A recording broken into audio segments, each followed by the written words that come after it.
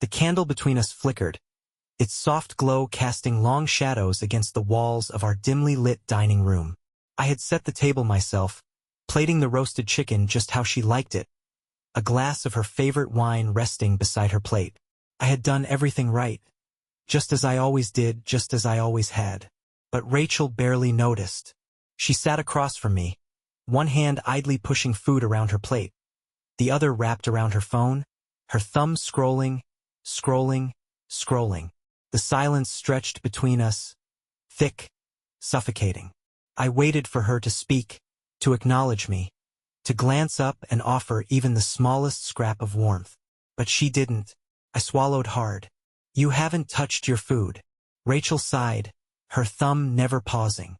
"Not really hungry." Another stab. A small one, but sharp enough to add to the collection of 1,000 tiny wounds she had inflicted over the past year. Maybe longer. I set my fork down, exhaling slowly, forcing myself to keep my voice even. "Rachel, is something wrong?"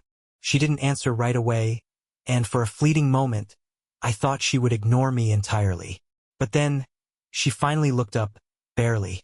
Her eyes flicked to me, disinterested, detached, the way someone might glance at a stranger in a waiting room. "What do you mean?" I forced a small, hollow laugh. "You've been distant." That was putting it lightly. I couldn't remember the last time she had reached for my hand, the last time she had kissed me without prompting. Our conversations had become mechanical, routine, a checklist of daily life rather than anything meaningful. "I feel like I don't even know you anymore." Rachel set her phone down with an exaggerated sigh, rubbing her temple as if I was the exhausting one. "Daniel, you overthink things too much." Overthink. A word she had started using more and more whenever I tried to talk about us. I shifted in my chair, searching her face for something. Anything. "I just miss you," I admitted, my voice softer now, more vulnerable than I wanted it to be. "I miss how we used to be. I miss. Closeness is optional, Daniel." The words hit me like a punch to the gut, but she kept going, her tone so casual, so indifferent, as if she hadn't just shattered something inside me. "Not every marriage needs it. Some people function just fine without it." For a second, I didn't know if I had heard her correctly. I just stared, my fingers tightening around my fork, my breath catching in my throat. "What?" Rachel shrugged, lifting her wine glass, taking a slow sip. "Not every relationship is about needing to be attached at the hip. Some people are just comfortable existing together. Not everything has to be about passion or intimacy or whatever you're looking for." I blinked, my mind struggling to process the words, the absolute finality in her voice. "You're talking about our marriage," I said, and I hated how small my voice sounded. "Yeah." Another shrug, another sip. She was so at ease, so unbothered, as if she hadn't just rewritten everything I thought we were. I clenched my jaw, my stomach twisting. "So what are we, then? Roommates?" She rolled her eyes. "Don't be dramatic, Daniel." Something inside me snapped. Dramatic. She had called me dramatic for noticing that she had been slipping away, for noticing that she hadn't touched me in months, for realizing that the woman I had built my life around had stopped loving me and couldn't even be bothered to hide it. My fingers curled into fists beneath the table, my nails biting into my palms, but I forced my face to remain neutral, my voice to remain calm. "You don't think closeness is important?" Rachel let out a short laugh, as if the answer was so obvious. "I think people put too much weight on it," she said simply. "Love doesn't always have to come with attachment, Daniel. That's something you need to understand. Love doesn't always have to come with attachment." She said it so easily, so effortlessly, as if she hadn't just killed something inside me. I stared at her, at the woman I had once thought was my forever, and in that moment, I felt something inside me shift, harden, turn to stone. "Fine, Rachel. If closeness was optional, if attachment didn't matter, if love didn't require loyalty, then neither did marriage. And when love fades, so does loyalty." I watched as she picked up her phone again, completely oblivious to the war that had just ignited inside me. She had no idea what she had just started. But soon, she would. The shift had been slow, gradual, a slow erosion rather than an explosion. The kind of thing you don't notice until you look up one day and realize the foundation has already crumbled beneath you. Rachel had always been distant, a little cold at times, but it used to be something I could melt through. A bad day, a stress headache, something a long hug or a slow kiss could fix. But that warmth was gone now, snuffed out like a candle in the wind. There were no more small touches, no unconscious reaches for my hand, no soft kisses pressed against my cheek in passing. The bed felt colder, wider, the space between us stretching into a canyon. She slept on her side, curled away from me, and if I brushed against her in the night, she shifted further away, as if even in sleep she wanted to escape me. I told myself for months that she was just going through something, that maybe if I gave her space, she would come back to me. I left notes in her bag, on her nightstand, inside her car. She never acknowledged them. I cooked her favorite meals, set the table with candles, poured the wine. She barely touched her food. I reached for her in the dark, murmuring her name, my lips trailing along her shoulder, waiting for the moment she would turn into me, pull me closer like she used to. She never did. I should have seen the signs sooner. The late nights at work became more frequent. At first, she had explanations, deadlines, meetings that ran long, a last-minute office emergency. But after a while, the excuses stopped coming, replaced with nothing at all. She just came home late without a word, her heels clicking against the hardwood floors like a metronome of inevitability. I started noticing the way she turned her phone away from me when she texted, the way she let it buzz and buzz and buzz before picking it up, walking into another room to answer. When I asked who it was, she barely lifted her gaze from the screen. Work. Always work. The bathroom door was always locked now. She never used to lock it before. But now, she stepped inside, turned the lock with a soft, decisive click, and I would hear the water running for too long. When she finally emerged, her skin was flushed, her scent was different. Not mine. Not the lingering notes of my cologne. Not the faint traces of our detergent. But something else. Something foreign. Something unfamiliar. It was after her speech at dinner that it all became clear.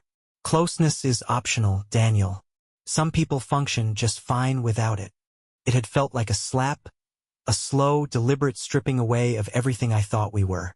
But now, as I lay awake in our darkened bedroom, watching her sleep peacefully beside me, so unaffected, so unbothered, I understood what she really meant. She had someone else. It was the only explanation.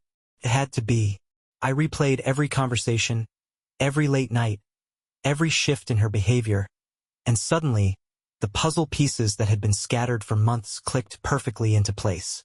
Her body wasn't mine anymore. It hadn't been for a long time. I turned my head slightly, watching the slow rise and fall of her chest, listening to her soft, steady breathing. My hand itched to reach out, to touch her one last time, to confirm what I already knew, that she no longer belonged to me. But I didn't. Instead, I let my gaze settle on her phone, sitting face down on the nightstand, screen dark and still. I would find out soon enough, because if she had made me optional, then it was only fair that I made her optional too. And when love fades, so does loyalty. I stopped waiting. That was the first step. No more glancing at the clock when she was late coming home. No more reaching for her in the middle of the night, only to find her turned away, lost in a sleep that never seemed to be disturbed by the emptiness she had created between us. No more trying to start conversations, only to be met with distracted nods, with eyes locked onto a phone screen, with the dull, lifeless hum of a marriage that had become nothing more than a technicality. For months, I had suffocated under the weight of her absence, of her coldness, of the quiet knowledge that I was loving a woman who had long stopped loving me. But the night she told me that closeness was optional, the night she sat across from me, sipping her wine with indifference while casually unthreading the very fabric of our marriage, I felt something inside me shift. If she didn't care, why should I? If she had already unfastened herself from our vows, then why was I still bound by them? If love was optional, then so was loyalty. So I made my own choices. I stopped trying, stopped leaving notes, stopped sending texts, stopped reaching. She didn't notice at first. She had become so used to my unwavering presence, so comfortable in the certainty that no matter how far she withdrew, I would still be there, still waiting, still hoping. But I wasn't waiting anymore. I let the resentment I had swallowed for so long turn into something colder, something sharper. I let it set me free. The first time I ignored her coming home late, she didn't react. She walked through the door well past midnight, heels clicking against the floor, carrying the scent of someone else, her hair slightly mussed, her lipstick a little too perfect for someone who had been working late. I didn't ask where she had been. I didn't meet her eyes. I didn't even look up from the television. And that was the first time she hesitated. The next morning, she lingered at the table, watching me as I drank my coffee, as if she expected me to question her, to prod, to demand an explanation that she had already prepared a lie for. But I didn't. I just sipped my coffee, read the news, and left for work without a word. That's when it started. The small shifts, the panic. She began noticing. She noticed when I no longer tried to touch her. When my fingers, once so eager to trace lazy patterns on her skin, remained in my pockets. When I no longer leaned in absent-mindedly to kiss her forehead before leaving in the morning. When I no longer asked if she wanted coffee, or if she needed anything from the store, or if she had plans that night. She noticed when I stopped waiting for her to come home. When I started leaving before she did. When I started coming home late. When I locked my phone, the same way she had always locked hers. She noticed when I stopped looking at her. For years, she had been the sun in my sky, the center of my universe. I had watched her with love, with desire, with devotion. I had watched her in a way that made her feel like the most important person in the room, in the world. And now I barely saw her at all. She hated it. She started reaching. She touched my arm when she walked past me in the kitchen, something she hadn't done in months. I barely reacted. She started asking where I was going, as if she suddenly cared, as if it suddenly mattered. I gave vague answers. She checked my phone when she thought I wasn't looking, but she found nothing. I was smarter than her. And by the time she realized what was happening, by the time the fear started settling in, by the time she realized she had pushed me too far, it was already too late. Because by then, I had already found someone else. Someone who saw me. Someone who noticed when I entered a room. Someone who leaned in when I spoke, who laughed at my jokes, who touched my arm in a way that wasn't rehearsed or calculated or meant to make me feel guilty. Someone who had been abandoned too. Rachel had always assumed I would never leave. She had assumed that she could take and take and take, and that I would always be there, waiting for her scraps, for whatever was left over after she had given herself to someone else. But she had been wrong. She thought closeness was optional. She was about to find out that so was marriage. It started as a spark, a flicker of something that should have been meaningless, an innocent touch on my arm, a laugh that lingered too long, a glance that made me feel seen in a way I hadn't been in years. At first, I didn't think much of it. A harmless flirtation, a little rebellion against the numbness that had become my marriage. But the moment I let it happen, the moment I stopped feeling guilty for enjoying the attention, it turned into something more. Her name was Grace Turner. She was beautiful, but not in the way Rachel was. Rachel was the kind of beautiful that demanded attention, that sparkled like glass and cut just as deep. Grace, though, she was warmth. She was the kind of beauty you didn't notice all at once, but rather something that settled over you slowly, like a sunrise creeping over the horizon. And the first time she looked at me, really looked at me, I realized just how starved I had been for something as simple as being noticed. It started with drinks after work, casual at first. Conversations filled with small talk, laughter, stories that weren't weighed down by years of resentment. But there was something else there, just beneath the surface. Tension. A mutual understanding that neither of us spoke out loud, but we both felt. She wasn't happy either. She talked about her husband in passing, but there was always something hollow in the way she said his name. A strained smile. A sip of her drink before moving on to another topic. And I didn't press because I didn't have to. I knew that look. I had seen it in the mirror enough times. Then one night she stayed too long. One drink turned into two, turned into three, turned into sitting too close in a dimly lit booth, turned into her hand brushing against mine, lingering, waiting, asking a question neither of us wanted to say out loud. I could have pulled away. I could have stopped it before it started. But I didn't. Instead, I leaned in and kissed her. And that was it. I hadn't kissed a woman with real hunger in years. Not since Rachel. Not since before she had decided that closeness was a choice, that intimacy was an option she no longer wanted. But Grace wanted. She wanted me. She responded with a desperation that mirrored my own, as if she had been waiting for this moment just as long as I had. When we pulled apart, we didn't speak. We just sat there, breathing, our foreheads almost touching, both of us knowing we had crossed a line we could never uncross. But neither of us wanted to go back. I thought about stopping, for about a day. But the next time we saw each other, there was no hesitation. It was inevitable. The first time we slept together, it wasn't rushed. It wasn't some careless, frenzied act of betrayal. It was deliberate. It was slow and careful, and filled with a kind of heat that I had forgotten I was capable of feeling. I traced my fingers over her skin, watched the way she shivered under my touch, the way her lips parted, the way she whispered my name like it meant something. And in those moments, Rachel didn't exist. But the irony, the cruel, delicious twist, the real punchline to this entire nightmare? Grace's husband, Leon Turner. The man Rachel had been sneaking off to see. The man she had been with while I waited at home, while I sat at the dinner table staring at the seat she never filled, while I lay in bed reaching for a woman who had long since stopped reaching back. The moment I realized it, I laughed. I laughed because it was too perfect, too insane, too poetic. Rachel had thought she was so careful, that I was too blind, too weak to ever figure it out. And maybe, once upon a time, she would have been right.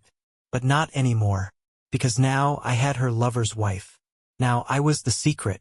Now I had something to lose. But more importantly, now I had something to take. Rachel had been careless, sloppy, arrogant.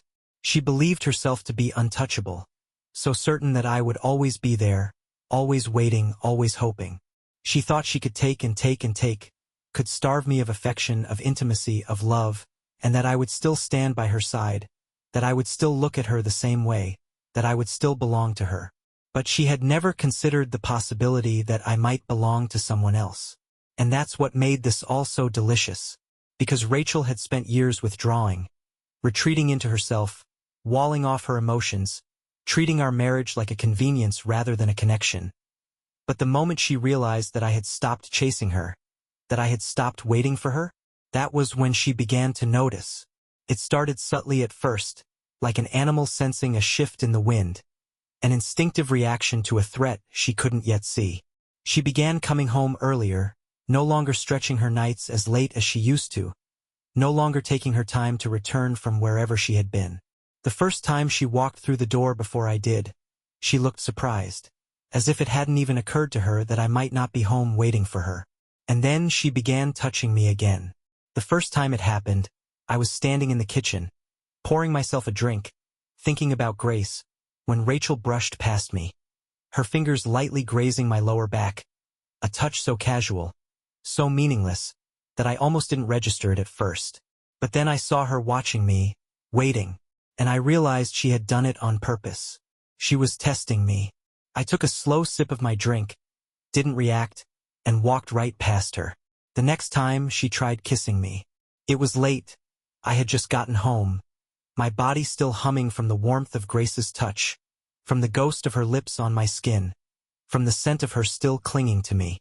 I was barely through the front door when Rachel appeared out of nowhere, too eager, too sudden, pressing herself against me, tilting her face up, her lips parted just slightly, like she expected me to fall into her like I always had. I didn't. I let her get close, let her hover there, waiting, breath shallow, her fingers clutching the front of my shirt. I let her want, let her realize, let her feel it. Then I pulled away.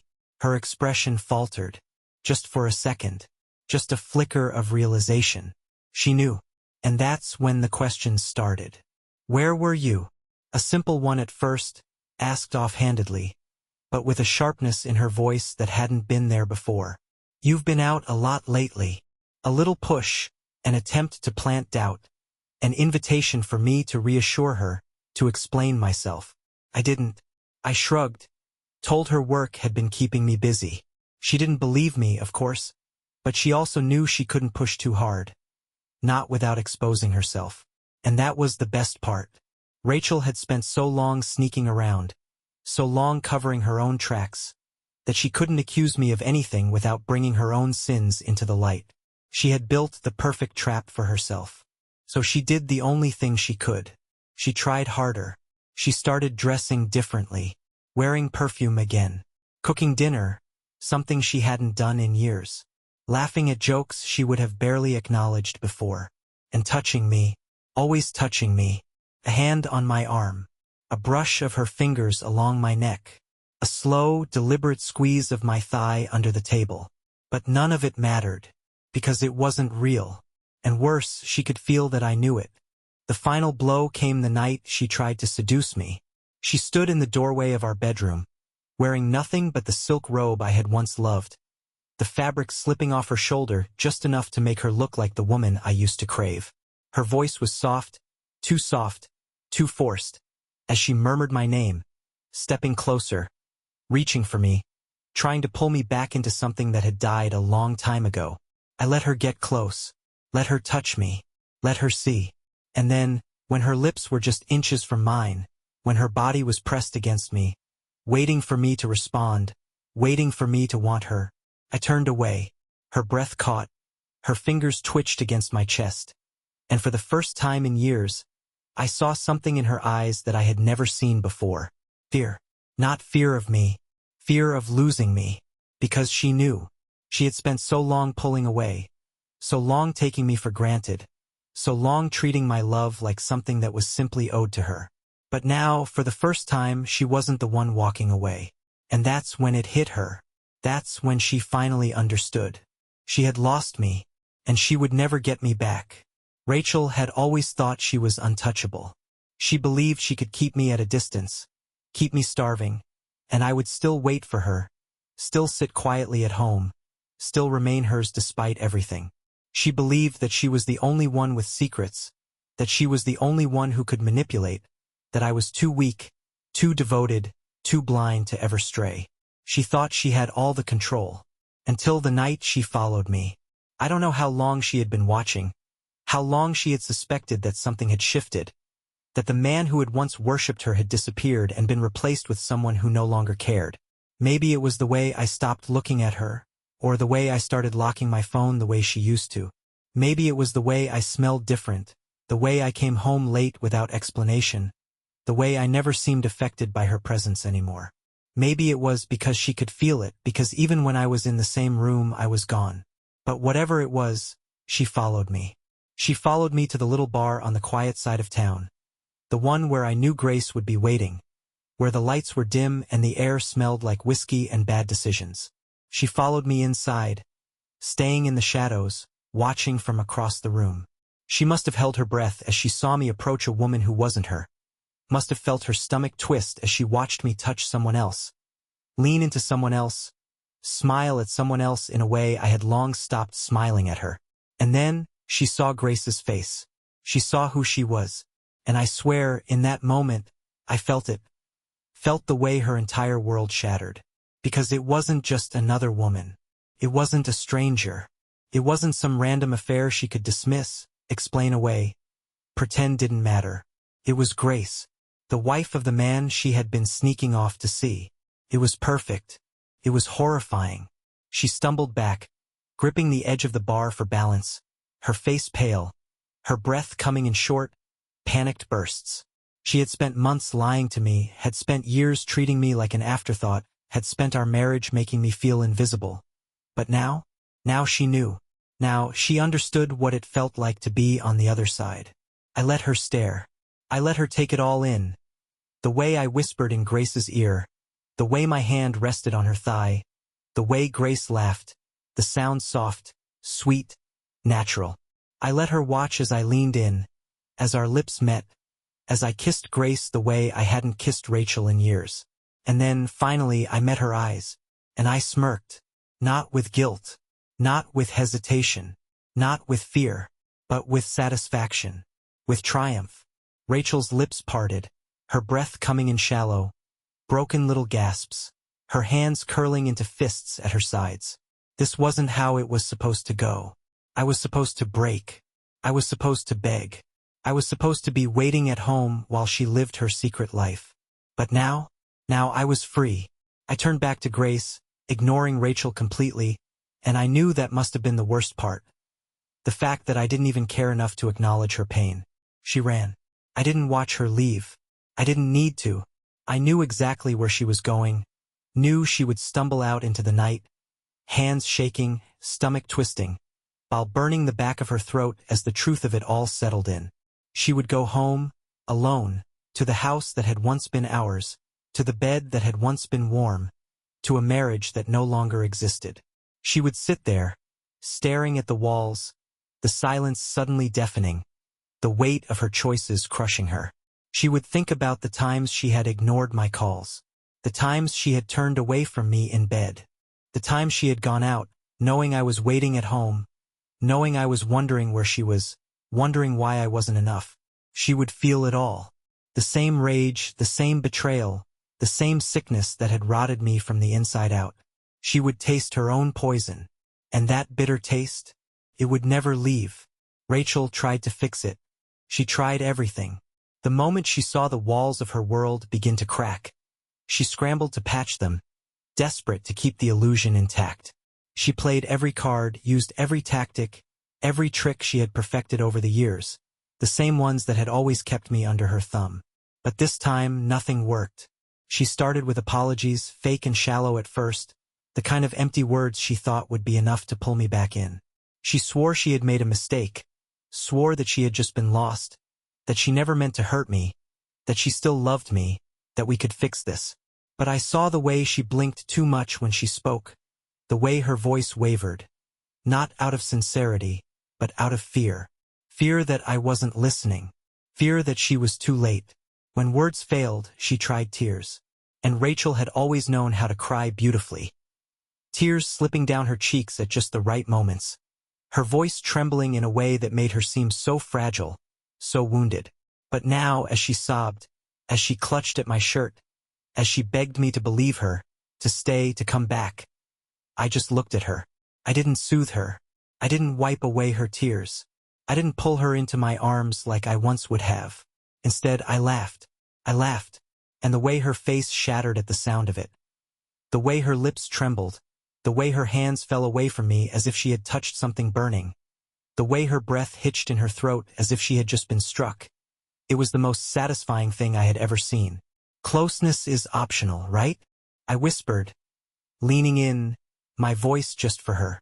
That's what you said, isn't it? She flinched like I had slapped her. I brushed past her, like she was nothing, like she hadn't just spent the last 10 minutes on her knees, sobbing, pleading with me to stay. And then, the final nail in the coffin. Her phone buzzed on the counter, the screen lighting up with a new message. She grabbed it with shaking hands, her breath unsteady, uneven, her fingers fumbling as she unlocked it. I saw the moment she read it, saw the blood drain from her face. Leon, we need to talk. Grace knows everything.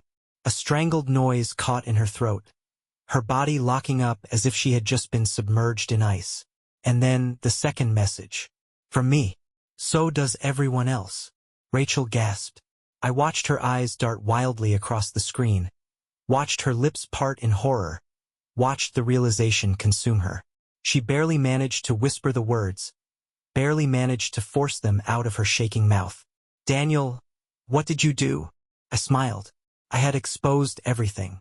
To Leon's wife, to their friends, to her family, to everyone. Every text, every call, every excuse she had ever made. It was all out there now. There was no more hiding, no more playing the victim, no more controlling the narrative. Her perfect little game, destroyed. Her secret life, burned to the ground.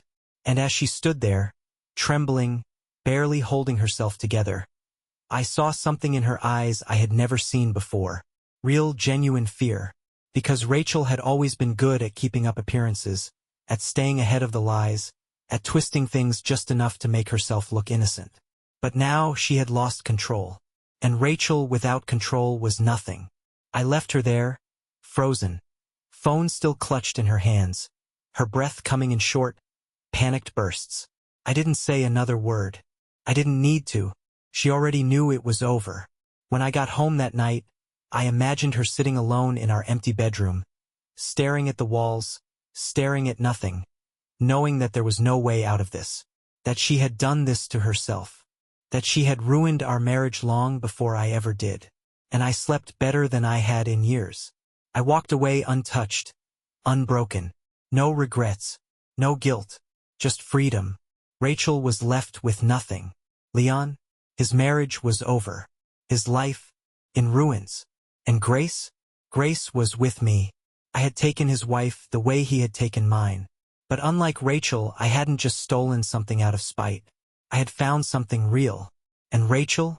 Every night, she lay in bed, alone, hollow, haunted. Because when love fades, so does loyalty. And no one knew that better than her. And that's the end of today's story. If you enjoyed this journey, please give this video a thumbs up and don't forget to subscribe to the channel for more incredible stories like this one. Got thoughts or experiences you'd like to share? Drop them in the comments.